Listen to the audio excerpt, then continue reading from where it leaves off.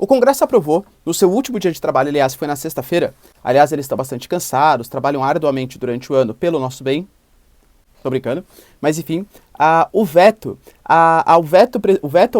presidencial que tinha rolado de aumento do fundão.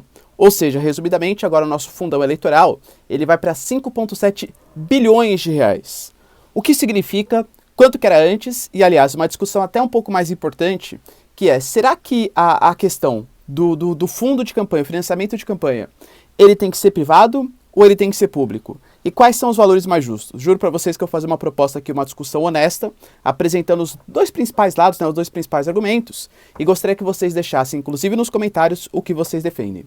Mas se vocês querem saber um pouco mais sobre isso, e muito mais sobre geografia, geopolítica, atualidades, política, polêmicas, enfim, tudo para você se manter sempre bem atualizado, entender esse mundão, entender o Brasil, já se inscreve no canal, deixa seu like, compartilha esse vídeo, que eu, professor Ricardo, conto muito com a sua ajuda. Belezinha? Tamo junto? Link aqui na descrição, hein, pessoal? Tamo junto, tá? Curso completinho. Bom, vamos lá, ó. Como eu falei pra vocês, eu postei lá no meu Instagram uma notícia. Aliás, quem não me segue no Instagram, tá errado já, tá? Lá eu posto, pessoal, alguns comentários, algumas notícias, tá? Algumas análises, mas... Porque o YouTube demora um pouquinho, né, pra gravar o vídeo, editar e tal. No Instagram, geralmente, é a coisa mais direta. Então, me siga lá no Instagram. E eu postei uma notícia sobre o aumento do fundão eleitoral, né? E postei quais foram os deputados que votaram favoráveis e votaram contra. Porque eu, pelo menos, Ricardo Marcílio, acho que esse vai ser um dos diferenciais para escolher quem eu vou votar para deputado federal nas próximas eleições. Achei um escárnio, né? Ridículo o aumento do fundo eleitoral. De 2 para 5,7 bilhões. Mas alguns alunos, e enfim, né, não só alunos, mas curiosos com a página que gostam do meu trabalho, vieram me questionar falando assim, tá, beleza, mas o que seria exatamente isso? Você tem que ser um financiamento público ou privado de campanha? Vamos entender primeiro a notícia, depois eu falo para vocês quais são os pontos positivos e negativos, né? Primeiro, pessoal, esse aumento do fundão. O Congresso ele tinha aprovado uma LDO, uma Lei de Diretrizes Orçamentárias, que previa 5,7 bilhões para o fundo eleitoral. O Bolsonaro foi lá e vetou, e deixou em 2 bilhões, que era o valor que era anteriormente, né? Diziam, e é tudo especulação, né? O Bolsonaro fez isso porque já tinha um acordo com a Câmara, porque a Câmara ia vetar o veto dele e tal. Galera, eu não sei, é base de especulação política, mas fato é que ele vetou naquele momento. A gente teve a votação na sexta-feira, que vetou o veto, né? Então voltou a ser os 5,7 bilhões, que vai ser o valor destinado para fazer as campanhas eleitorais. Quando a gente fala em partidos políticos, os partidos políticos, eles recebem dois valores, basicamente. O fundo partidário, que é o valor ali que você recebe para manter a estrutura do seu partido político. Então, você tem ali, né, que pagar luz, pagar não sei o que lá, pagar funcionários, etc. Quem sustenta isso são os nossos impostos. O valor é de aproximadamente 1 bilhão de reais. E você tem o fundo eleitoral. O fundo eleitoral é um valor que é acrescido toda vez que a gente tem campanhas eleitorais. E ano que vem a gente vai ter campanha para presidente, para deputados federais, enfim, né? E para governadores, então a gente tem que, e deputados estaduais. Então a gente vai ter que aumentar o fundo eleitoral para que esses presidentes, etc., tal, consigam fazer as suas campanhas. Isso quer dizer que no ano que vem vai ser destinado mais ou menos uns 7 bilhões só para partidos políticos, tá? E esse valor, claro, é extremamente elevado. Só que, antigamente, a gente tinha o fundo privado de campanha, ou seja, quem fazia o financiamento de campanha eram empresas, pessoas, etc. Por que isso foi cancelado? Vamos tentar apresentar quais são os pontos negativos do financiamento privado de campanhas. Quando eu falo para vocês que está sendo um financiamento privado de campanhas, imagine, sei lá, tá? Vou pegar exemplos concretos. OAS, Odebrecht, construtoras gigantescas faziam financiamento porque, teoricamente, você vai financiar o candidato que você gosta mais. Eu sou um cara mais de esquerda, vou lá, financio a campanha do deputado X, que é o cara do PT, por exemplo. Sou o cara mais direita, financio o candidato X, que é um cara do Partido Novo, por exemplo, tá? Só que essas empresas mega milionárias, elas faziam financiamento de campanha do PT e do PSDB. Exatamente, cara. Dilma e Aécio eram financiados. Ou seja, alguma coisa estava errada, né? Não era uma questão ideológica esse financiamento.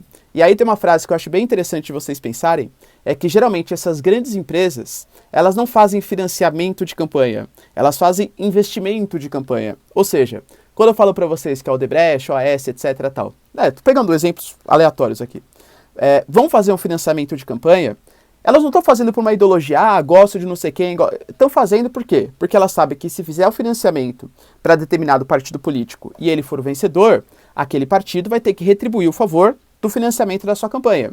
Por isso que é um investimento. Então eu vou fazer políticas públicas que favoreçam grandes construtoras. Na hora de fazer um leilão, vou dar um jeitinho daquela construtora que me financiou ser escolhida e não aquela outra que não me financiou, percebe? Ou seja, isso supostamente favoreceria esquemas de corrupção, tá? Esse é o primeiro ponto negativo do financiamento privado de campanhas. O segundo ponto negativo é que a gente tem ideologias que são mais atrativas para quem tem dinheiro para fazer o financiamento e ideologias que são menos atrativas. Vamos colocar exemplos concretos aqui. Imagina o PCO, o Partido da Causa Operária, sabe? Quem vota em patrão... Não, qual é? Quem bate cartão não vota em patrão? Enfim, né? O lema do partido dos caras. Quando a gente fala do PCO, vocês acham que existiriam grandes empresários, magnatas, tal, que gostariam de fazer um financiamento de campanha desse partido político? Vamos pegar outros, né? O PSOL, o PT, tal, partidos de esquerda. Geralmente esses partidos, eles têm uma causa mais social e uma causa menos pró-mercado. Ou seja, não é uma causa que agrade quem tem o dinheiro. Quem tem o dinheiro vai gostar de propostas de partidos mais de direita. Não falou que é errado, né? São ideologias diferentes. Então você pega o Partido Novo, etc, tal. Esses partidos, eles tenderiam a ter um financiamento maior de campanha. E aí, eles conseguiriam, porque empresários gigantescos, mega milionários, estão investindo nessas campanhas, propagar melhor suas ideias. E aí, se é o financiamento privado, as ideologias que são mais pró-mercado vão receber mais investimento, vão conseguir colocar suas ideias, enquanto ideologias que são mais pró-causa social vão conseguir colocar menos sua ideia. Vamos colocar, por exemplo, o Zezinho, etc., lá, que mora na periferia, por exemplo, e vai se candidatar pelo PT, enfim, né, porque ele considera que é um partido que cuida das causas sociais. Esse cara vai receber algum tipo de financiamento público, privado, aliás, galera, dificilmente. E mesmo se conseguir receber, vai ser muito menor do que um cara do Partido Novo, por exemplo, que propõe uma ideia de liberalismo, de fim do protecionismo, enfim, ideias que agradam o mercado, atraem dólares, aumentam a bolsa, etc. Então o financiamento privado, ele distorce um pouco porque existem ideologias que são muito mais agradáveis, palatáveis para quem tem grana, do que outras ideologias. Então os movimentos de esquerda, sem o financiamento privado, tenderiam a cair no ostracismo, pelo menos no financiamento privado de campanha, tá? Isso, claro, na teoria.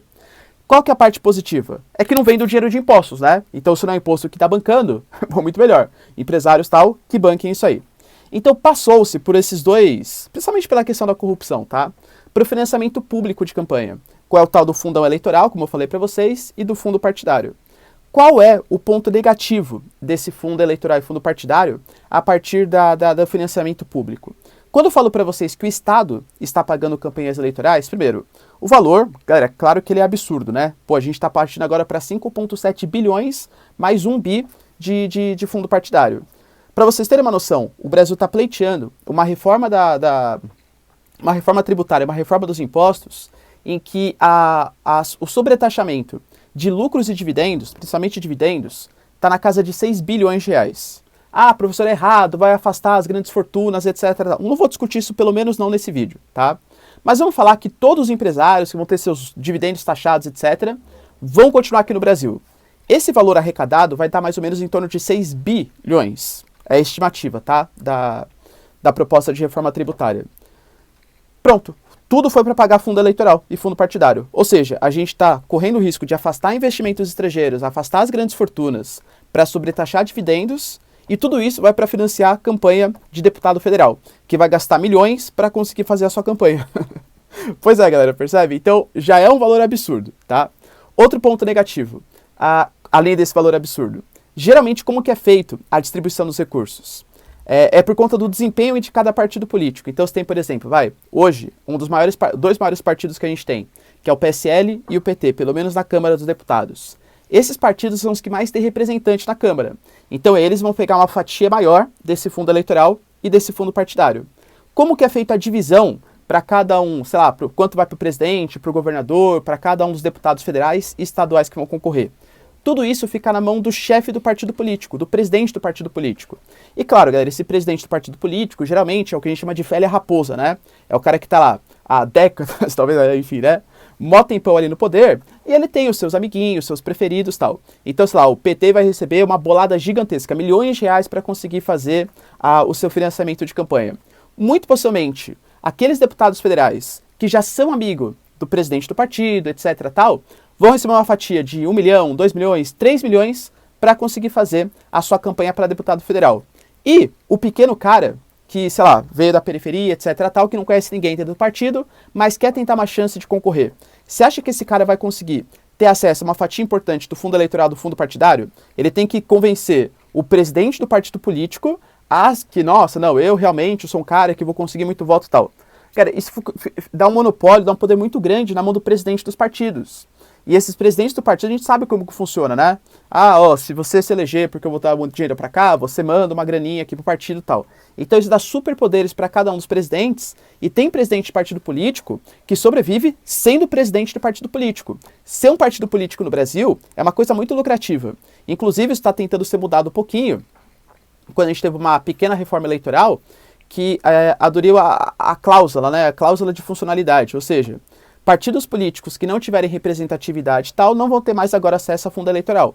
Porque durante muitos anos, esses presidentes de partidos, esses partidos pequenininhos, eles se financiavam e sustentavam uma elitezinha ali pequenininha, mesmo sem colocar ninguém na Câmara, no Senado, recebendo dinheiro do fundo eleitoral e do fundo partidário. Agora você vai ter que ter pelo menos uma pequena representatividade para conseguir ter acesso a esses fundos. É um ponto, enfim, né, tende a reduzir um pouco esses partidos políticos. E outra coisa, quando a gente fala que o financiamento ele vem a partir de impostos, vamos imaginar que eu, por exemplo, né, Ricardo Marcílio, eu sou um cara de esquerda, vai? Eu vou pagar meu imposto e o meu dinheiro está indo para sustentar a campanha eleitoral do Bolsonaro. Eu não quero sustentar a campanha eleitoral do Bolsonaro. Ou então eu sou o cara de direita. Eu vou pagar meu imposto e parte do meu imposto está indo para sustentar a campanha eleitoral do Lula. Eu sou o cara que não quero sustentar a campanha do Lula, percebe? Então, como os impostos eles vão para o Estado e o Estado distribui isso, de maneira que eu não sei como, percebe? Eu vou ser um cara que vou estar financiando muito mais campanhas eleitorais, talvez, de pessoas que eu não concordo. Né? Então, porque o dinheiro está indo para o Estado distribui de acordo com o desempenho eleitoral de cada um dos partidos políticos. Então isso tende também a fazer com que o meu dinheiro não sustente campanhas de ideologias que eu gosto. Pessoal, então não tem solução. Se financiamento privado é ruim e financiamento público é ruim, não tem solução. Aliás, deixo aqui, né? Eu já vou dar minha opinião, tá? Deixa nos comentários o que você pensa que é menos pior ou melhorzinho. Vou dar minha opinião. Eu acho que o financiamento deveria ser público de campanha. De fato, tá? Só que primeiro, duas alterações. Não deveríamos dar tantos poderes para presidentes de partidos políticos, porque presidente de partidos políticos, eles têm amizades, têm esqueminhas, etc. tal, que geralmente vai financiar aquele cara que já é político profissional, tá 5, 6, 7 mandatos como deputado federal, e isso existe muito na Câmara, tá? E aliás, inclusive, a gente teve mais de 300 votos favoráveis a essa manutenção, esse 5,7 do fundo eleitoral, porque eles sabem que é isso que vai conseguir sustentar a sua campanha. Chega na hora da eleição, esse cara vai lá com esse dinheiro do fundo partidário, faz compra de voto. A gente sabe que isso acontece, tá? Inclusive, eu recomendo que vocês vejam a lista de quais foram os deputados que votaram essa aberração, para ser um dos critérios também de votação para vocês nas próximas eleições. Então esse valor ele é muito elevado. Acho que tem que reduzir um pouquinho, claro, mas deixar o financiamento privado de campanha dificulta o acesso do mais pobre à representatividade, daqueles que devem, e não estou falando que eu defendo essa ideologia, tá? Mas acho que todas elas devem ser igualmente, ou, enfim, né, muito parecidamente representada, para que o seu candidato consiga, para que o eleitor consiga fazer a melhor escolha. Então eu defendo que seja sim o financiamento público de campanha, mas o valor muito menor do que esses 7 bi de fundo eleitoral e de fundo partidário. E também deveria fazer algum tipo de cláusula para fazer com que o presidente do partido político não tenha tanto poder assim para distribuir os recursos. Fazer com que, sei lá, a gente tenha uma distribuição mais igualitária, todos os candidatos vão ter acesso ao mesmo fundo, que conseguirem concorrer pelo partido político, algo que valha. Mas, né, então, minha opinião, claro, defendo o financiamento público, bem menorzinho, valor aí menor, galera, de 1 bilhão, com certeza dá pra fazer uma baita campanha eleitoral, tenho certeza disso. Ainda mais se a gente limitar os gastos de campanha, fazer com que tenha um teto máximo, e todo mundo só pode gastar até aquele teto, independente se o cara é rico, podre de rico ou pobre, e aí financiamento público de campanha é igual. E um valor bem menor, claro, né, porque não é saudável num país que tá tendo calote dos precatórios, aumento da taxa de juros, inflação, desemprego. A gente está fazendo um reboliço nas contas públicas. Para conseguir respeitar o teto de gastos, gastar 7 bilhões em campanha eleitoral, não dá, né, galera? Não rola, tá bom? O que você pensa? Concorda comigo ou não? Deixa aí nos comentários, quero saber a sua opinião. No mais, galera, tamo junto. Beijos, abraços e tchau.